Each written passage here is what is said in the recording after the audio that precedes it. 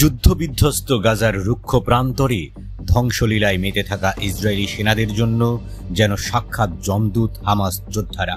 গাজার অলিগলি বিধ্বস্ত বাড়িঘরের স্তূপ যেন হামাস যোদ্ধাদের গোপন অভয়ারণ্য।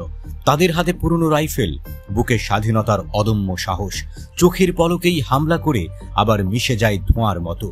যেন বাস্তব আর মায়ার এক রহস্যময় খেলা। আর এতেই মনোবল হারিয়ে ফেলেছে ইসরায়েলি সেনারা। এভাবেই ইসরায়েল অত্যাধুনিক অস্ত্রের বিপরীতে প্রতিদিন প্রতিরোধের এক নতুন অধ্যায় রচনা করছে হামাস যোদ্ধারা। শনিবার সুজায়ায় হামাসের পুঁতে রাখা ল্যান্ডমাইন বিস্ফোরণে ইসরায়েলের 2 শীর্ষ কর্মকর্তা সহ 9 জন হতাহত হয়েছে। এটি যেন হামাসের প্রতিরোধের আরও এক বড় বার্তা। গত বৃহস্পতিবার রাফায় ইসরায়েলি সেনাদের জন্য হামাস ঘোষিত দ্য গেটস অফ হেল বা জাহান্নামের দরজা খোলার পর প্রাণ হারিয়েছে অন্তত 19 জন দখলদার সেনা।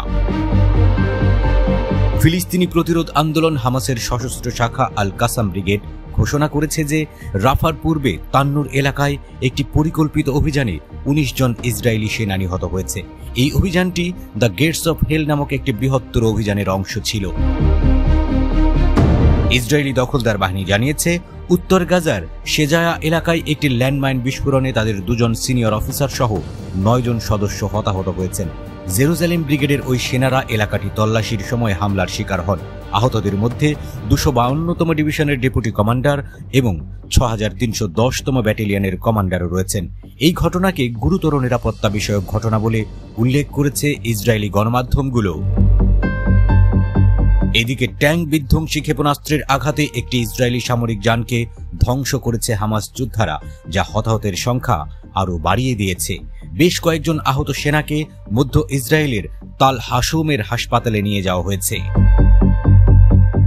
ইসরায়েলি সামরিক বাহিনীর আনুষ্ঠানিক হিসাব অনুযায়ী গত বছরের অক্টোবরের পর 856 জন ইসরায়েলি সৈন্য নিহত হলেও হামাসের চোরাগুপ্তা হামলায় প্রকৃত ক্ষতির পরিমাণ সম্ভবত আরও অনেক বেশি। আন্তর্জাতিক গণমাধ্যমগুলো বলছে, নিজ দেশের সেনাদের হতাহতের তথ্য লুকাচ্ছে ইসরায়েল। তারা চাপা দিচ্ছে সৈন্যদের মনোবল ভাঙার কাহিনী।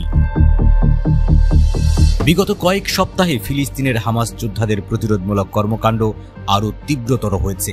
2023 সালের 7 অক্টোবর থেকে 856 জন সৈন্যের মৃত্যুর কথা স্বীকার করেছে ইসরায়েলি সামরিক বাহিনী।